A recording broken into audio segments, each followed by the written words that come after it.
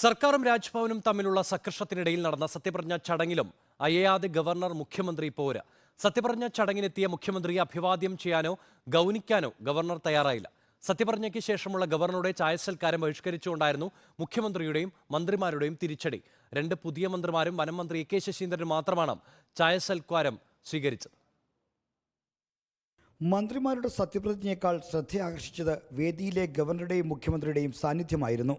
രാജ്ഭവൻ സർക്കാർ പോര് പാരമ്യത്തിലെത്തി നിൽക്കെ നടക്കുന്ന ചടങ്ങിൽ ഗവർണറും മുഖ്യമന്ത്രിയും മുഖാമുഖം എത്തുമ്പോൾ എങ്ങനെ ഇടപഴകും എന്നതായിരുന്നു രാഷ്ട്രീയ കൗതുകം. ഗവർണർക്ക് പിന്നാലെ വേദിയിലെത്തിയ മുഖ്യമന്ത്രിയെ നോക്കാനോ അഭിവാദ്യം ചെയ്യാനോ ഗവർണർ കൂട്ടാക്കിയില്ല.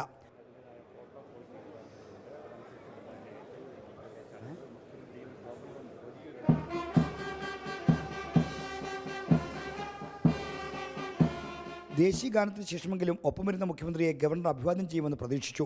എന്നാൽ മുഖ്യമന്ത്രി ഇരുന്ന ഭാഗത്തേക്ക് നോക്കുക പോലും ഉണ്ടായില്ല. ഇടതു ഭാഗത്തിരുന്ന മുഖ്യമന്ത്രിയിലേക്ക് നോട്ടമെത്താതിരിക്കാൻ വലത്തോട്ട് ചരിഞ്ഞു നിന്നാണ് ഗവർണർ സത്യവാചകം ചൊല്ലിക്കൊടുത്തത്. കെ ബി ഗണേഷ് കുമാർ എന്ന ഞാൻ നിയമം വഴി സ്ഥാപിതമായ ഭാരതത്തിൻ്റെ ഭരണഘടനയോടും. സത്യപ്രതിജ്ഞയ്ക്ക് ശേഷം മുഖ്യമന്ത്രി പുതിയ മന്ത്രിമാർക്ക് പൂച്ചെണ്ട് കൊടുത്തപ്പോഴും ഗവർണർ മുഖം കൊടുത്തില്ല. ചടങ്ങ് കഴിഞ്ഞായിരുന്നു മുഖ്യമന്ത്രിയുടെ തിരിച്ചടി. സത്യപ്രതിജ്ഞയ്ക്ക് ശേഷമുള്ള ചായസൽക്കാരം ബഹിഷ്കരിച്ച് മുഖ്യമന്ത്രി നേരത്തെ മടങ്ങി. സൽക്കാരത്തിൽ പങ്കെടുക്കാൻ രാജ്ഭവൻ കൺട്രോളർ അഭ്യർത്ഥിച്ചെങ്കിലും അതൊക്കെ നടന്നോട്ടെ എന്നായിരുന്നു മുഖ്യമന്ത്രിയുടെ പ്രതികരണം. മുഖ്യമന്ത്രി മടങ്ങിയതിന് പിന്നാലെ ബാക്കി മന്ത്രിമാരും സൽക്കാരത്തിൽ നിൽക്കാതെ സ്ഥലം വിട്ടു. പുതിയ മന്ത്രിമാരും വനമന്ത്രി എ കെ ശശീന്ദ്രൻ മാത്രമാണ് ഗവർണറുടെ സൽക്കാരം സ്വീകരിച്ചത്.